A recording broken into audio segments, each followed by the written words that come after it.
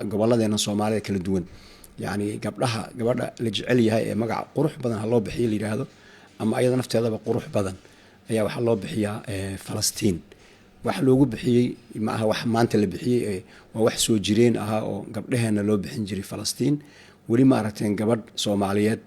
oo Yahuud loo bixiyay bilcaks inaga Soomaali hadaan nahay ruuxa aan ugu necebnahay adduunka korkiisa ama ayda hadii ay caruurtu is caynayaan qofka ay leeyihiin ay kama dambaysa oo nuclear oo kala ku rid waxay u isticmaalaan kelimada ah yahuud dhalibata yani meel uga dambaysa ma jirto yani taasna waxa keenaya yani quraanka suuratul baqara ayaa wuxuu uga sheekeeyay si yani la yaab leh nimankaasi dhagartooda dhibkooda yani wax kasta oo xuma ay sameeyeen ilaahay ay caynayaan nabiyadiisi ay intay beeniyaan ay dilayaan marka dad noocaas oo kale oo sidaas ah nacaybka aan necebnahay ma aha cunsuriyad oo inaan yani jinsigooda iyo meesha ay ka soo jeedaan iyo abtirkooda iyo inaan necebnahay ma aha quraanku wuxuu inagu tarbiyeeyaa wax la naco dadka ma aha ee wax la naco yahay waa ficilka dadku ay sameeyaan saasa markii qaar ayaga kamid yahuudu ay soo islaameen xilliga nabi sallallahu alayhi wasallam quraanku uu soo dagay waa la amaano waxa leeyahay laysu sawaan min ahli alkitabi ummatun qa'imatun yatluna ayati allah masna isku mid ma aha qaar wanaagsan ayaa ku jira isku xumeyntaasi Soomaali waa saa u sheegtay ayaga naftooda dadka saa sameynaya maba qarinayaanba waxay leeyihiin waan ku xumaynaynaa idinkaan idin ku xumaynaynaa walaayahay hadaad ku xumayso waxa aad sameynayso kan aad ku xumaysay iyo dhibka adiga ka soo gaaray ka badan qofka haduu dambaabayo oo ulaahay qofkaas aan ku xumaynayaa waana dambaabaya horta dambigaasi asaga loo haystaa kan uu ku xumaynayo wixii dambi asaga u leeyahay asaga loo haystaa Soomaalida waxaan rabnaa in quraanka way dhageystaan way akhristaan fahmaan qofka haduu asagu dambi galo qofkii dambigaas galay ayaa loo haystaa qaar waxay ku leeyihiin adba dambigaas aad gashay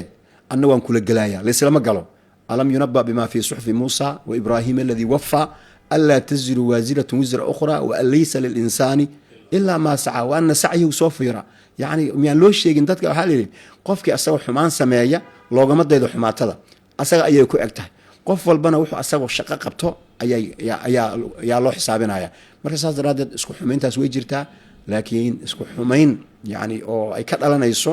hebel baan ku xumeynayay anna dambigaas aan galay dambigaas aad gashay ciqaabtiisa adaa lagu haystaa hadina Soomaaliyeedna dhibaato ayaa inagu wada dhacday Soomaa hadda waxa eeda la saaray midna in koonfurta oo danaga mala iyo riwqooyiga dhan Soomaa 30 sano ayaan meel ku xayrnayn meesha iska joognay 30 sano horta alxamdulillah ummad Soomaaliyeed oo nabad ku nool oo sharaf leh oo walaalahooda yani markii waxay ku rooyihiin midna abaari markay dhacan kaalmeeya dhibaato markay koonfurta ka dhacday loo qaxay oo dadka soo dhaweeya way ahayn oo saas way jirtaa waa dad ahlu karama oo sharaf leh lama diidan asayada laakiin koonfurta madaxba kor looma qaadin dagaal bayaa ka baxay dawladdiisa u dhacday jugtii meeshaas ka dhacday ilaa yawmi naas hada dagaal ma ka socdo maxal ri marka walaalaha degan ee nabadda haysta inay walaalahood nabadda ay soo gaarsiiyaan oo u fikiraan oo dhahan warnimayo sidaas ayaan yeelnay nabad baan ku helnay idinkuna sidaas yeela marka mushkil waxa inay haysataba halkana waxa laga sugaayay maxaa ama si noo yeeli weyseen ama si kale noo dhihi weyseen Soomaali waxayna dad waxa xuna dhahan qof la sugaayo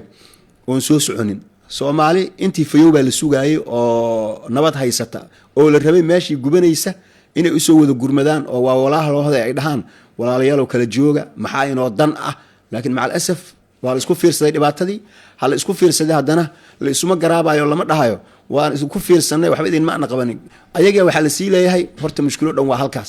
mushkiladan waxa keenaya duruufta wadankan ka dhacday ee koonfurta ka dhacday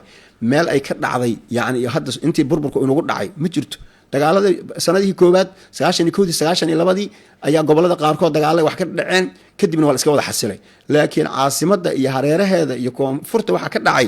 maalin ay nasteenba waa socodka waa dagaalkaas marka waxaan dhihi lahaa ugu baaqi lahaa walaalaha Soomaaliyeed ee gobolada inaga jira hanoo soo gurmadeen dadkaan maxay ahaydey si loo kala celin lahaa maxay yeelay dadka meel isla wada jooga waxa dadka ilma adeerka ah isma indha buuxiyaan laakiin markay dad kale ay u imaadaan oo isku darsamo dadkii way soo joogsanayaan hadba meeshii marka dhib inaga jiro wadankeena waxa la rabaa in loo wada gurmado oo war meeshaas aan ku baxno oo wixii dhibaato dhexdooda yaal aan xalino meeshii xalisanta meeshii kale dhib ka jiro inay u soo gurmadaan oo isla xaliyaan hadii la isla gurman waayo la isla xalin waayo nabi sallallahu alayhi wasallam wuxuu ku tilmaamay dadku waxay la mid yihiin kuwa wanaaga raba iyo kuwa xumaatada raba sidii dad oo safar ah oo meel webi ah ama bad ah doon ku qori tuurtay oo doontun ay ka kooban tahay 2 dabaq qaybta kore iyo qaybta hoose oo marka qaybta kore iyo qaybta hoose haddii kuwa hoos ku jira dabaqa hoose ku jira ay biyo u baahdaan waxay soo marayaan midda kore si ay banaanka biyo uga qaataan ilaan webigii ayay biyuhu saaran yihiin haddii laakiin kuwii hoos ku jiray ay dhahaan war biyaha annagaaba u dhow maxaan kor ka doonaynaa alwaaxan ugu aadan intaan bixinno biyaha maan halkan ka darsanno haddii kuwa kor jooga ay gacanta ka qaban waayaan kuwaas hoose oo ay dhahaan war dilaacinina doonta haddaad biyo u baahataan xataa annagaa idiin adeegayna